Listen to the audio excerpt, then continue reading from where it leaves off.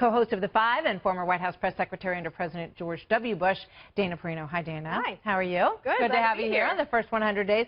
So talk to me a little, Ed points out the battle, and this is the decision that Democrats have to make right now. We just laid out quite clearly how rough a situation they are in electorally.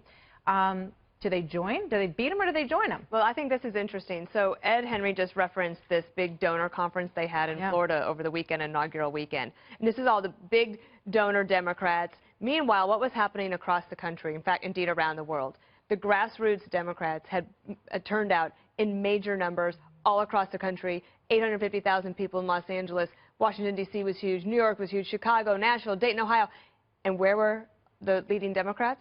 At a donor retreat in Florida. So they're missing the grassroots moment that they actually need. So they have a chance to turn things around, but if they continue to follow in the footsteps of David Brock, I think they won't learn the lesson of 2016. And this rift within the Democratic Party is going to be exacerbated. They still don't have a leader at the DNC.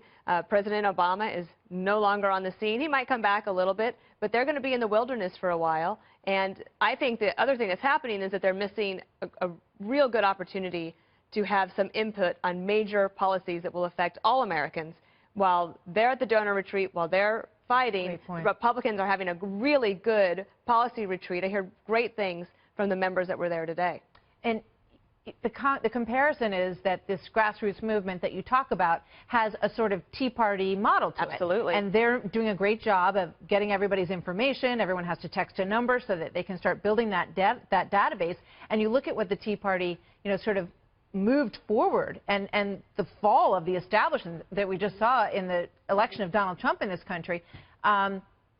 Democrats should be looking at that model if they really want to make a comeback. Well, the other thing is that they had a choice, so they could work against him, work with him, or stall, or some sort of combination of those. And it's pretty interesting to me that there are things that Donald Trump is for that the Democrats have wished for a long time. Absolutely. Having the government negotiate drug prices instead of the insurance companies. Democrats have wanted that for years. Donald Trump says he wants to explore that. Why wouldn't they, on the merits of the policies that they like the infrastructure bank?